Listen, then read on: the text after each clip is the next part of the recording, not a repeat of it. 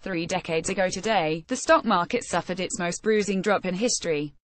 Although experts say the current long-running bull market doesn't display the same kind of risk factors present in 1987, or, for that matter, in 2008, these two events still loom large in the minds of investors. I don't think we have the set of conditions and the leverage and the potential forced selling that we had at those particular times, said Mitchell Goldberg, president of Client First Strategy. On October 19, 1987, a confluence of economic and geopolitical shocks combined with Wall Street's faith in trading technology that turned out to have unforeseen limitations caused the Dow Jones Industrial Average to fall 508 points, or more than 22%, over the course of a single trading day. In percentage terms, this was and still is the biggest one-day drop by percentage, although the 777 points the average shared on September 29, 2008 was the largest drop in points during a single trading session. Traders work on the floor of the New York Stock Exchange as panic selling swept Wall Street in New York on October 19, 1987. Peter Morgan file since these events, the market has rebounded spectacularly, with the Dow closing above 23,000 for the first time ever on October 18, but wariness is an enduring trait of investors today, even though experts say a cataclysmic market shock is unlikely. What I'm seeing from my clients is people are very aware that markets are great and thinking, this can continue. Investor sentiment is definitely on the side of preparing for downturn, Dana Levitt, owner and principal of Paragon Financial Advisors, told NBC News. I think people are less willing to ride the highs out. There's certainly a psychological phenomenon. Millennials are holding back. Earlier this month, father of behavioral economics Richard Thaler was awarded the Nobel Prize in Economics for his analysis showing that people fear losses more than they look forward to gains. This irrational tendency that could help explain why millennial investors in particular, who came of age during the Great Recession but have since seen stocks rebound beyond all expectations, still see the glass as half full.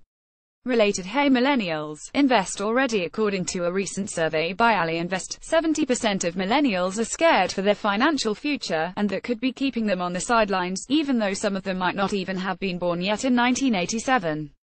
Clearly there was a formative thing that happened during the Great Recession where many of these millennials saw their parents lose a lot, said Diane Morris, president of Consumer and Commercial Banking Products at Ally Bank. On top of that, today's young adults entered the workforce with student loans and without the wage gains their parents enjoyed. That, combined with a rising real estate market, has left many feeling that they're on unstable financial footing. According to a survey from Bankrate.com, 30% of millennials think cash is the best investment, an opinion that could lead them to lose out on vital gains for financial security in retirement. Even with a stunning rise of the market over the past year, there's not yet been a rising feeling on the part of individual investors, or those still on the sidelines, that they are wealthy, said Mark Hamrick, senior economic analyst at Bankrate.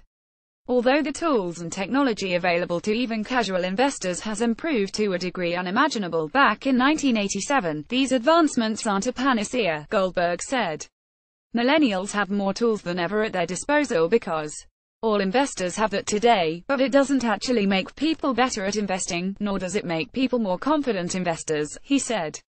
Most Americans don't even have stocks. Others say it's not just millennials having qualms. A Bankrate survey conducted last year found that a little over half, 54% of Americans don't have any investments at all, and Levitt said her older clients tend to express the greatest amount of skepticism in today's bull market.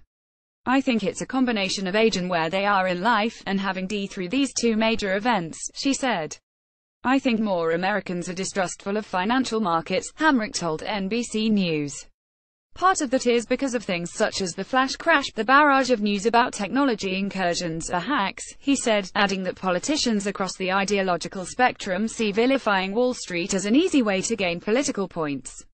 He said changes, like trading curbs, implemented after Black Monday make it unlikely that this particular type of market crash could occur over the course of a single day, but added that unintended consequences of technological innovations in trading still exist, pointing to 2010's flash crash as one example. The regulators and the market structures are always behind the technology. There's always a failure to anticipate the next problem, Hamrick said.